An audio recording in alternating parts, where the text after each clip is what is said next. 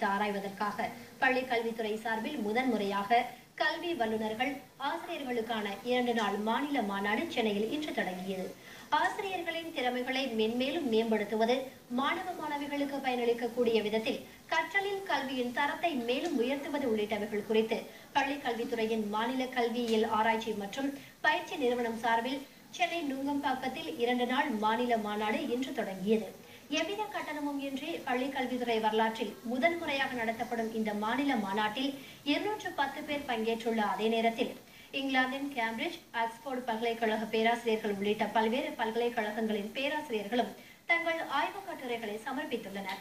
மேலும் பஞ்சாயத்து பள்ளி ஆசிரியர்கள் முதல் நகர்ப்புறத்தில் உள்ள ஆசிரியர்கள் வரை தங்கள் வகுப்பறையில் மேற்கொண்ட புதிய உத்திகள், அதனால் மாணவ மாணவிகளிடையே கற்றலில் ஏற்பட்ட மாற்றங்கள் பற்றிய ஆய்வுக் கட்டுரைகளையும் சமர்ப்பித்து தங்கள் கருத்துக்களை எடுத்துரைத்தனர்.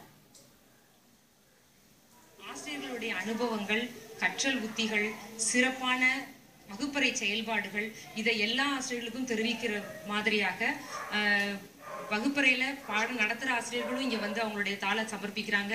இந்த தாள்கள் வாயிலாக முழுக்கவே கல்வித்துறையில என்னென்ன மாற்றங்கள், புதிய உத்திகளை செயல்படுத்த முடியுன்ற ஊக்குதலை கல்வித்துறைக்கு கொடுக்கிற மாதிரியாக இந்த கருத்தரங்கம் அமையும்.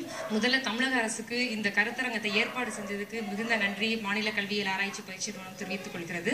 இன்னைக்கு இருக்கிற மாணவர்களுக்கு டீச் பண்ணணும் அப்படின்னா teachers first of all fully அப்டேட்டடா இருந்தா மட்டும்தான் அவங்களுடைய அறிவு தாகத்தை தணிக்க முடியும். அப்படிப்பட்ட ஒரு பிரசன்டேஷனை தான் இருக்கு. இந்த மாதிரியான வாய்ப்புகள் தரும்போது கிராமத்துல இருக்கக்கூடிய எங்களை போன்ற ஆசிரியர்களுக்கும் ஒரு அறிமுகமும், அதே சமயம் நாங்க வகுப்பறையில பயன்படுத்துகின்ற புதிய விஷயங்களும் எல்லாருக்கும் சேரும்போது எல்லா ஆசிரியர்களுமே இந்த மாதிரி விஷயங்களை பயன்படுத்த முடியும் அப்படின்றதான் இதன் மூலமா தெரிவிச்சுக்க விரும்புறேன். நன்றி. இந்த டீச்சர்ஸ்க்கு நிறைய பேப்பர் சப்மிட் பண்றது மூலமா நிறைய வகுப்பறையில என்னென்ன மாற்றங்களை கொண்டு வரலாம் அப்படின்னு சொல்லிட்டு சொல்றதுக்காக கூப்பிட்டுருக்காங்க. இங்க இந்த செஞ்சுரியில 21st செஞ்சுரியில பாத்தீங்கன்னா ஸ்டூடெண்ட் கிளாஸ் ரூம் எப்படி இருக்கணும் அப்படின்னா ஐசிடி ஓரியன்டா இருந்தா நல்லா இருக்கும் அப்படின்றது நம்முடைய எய்ம்.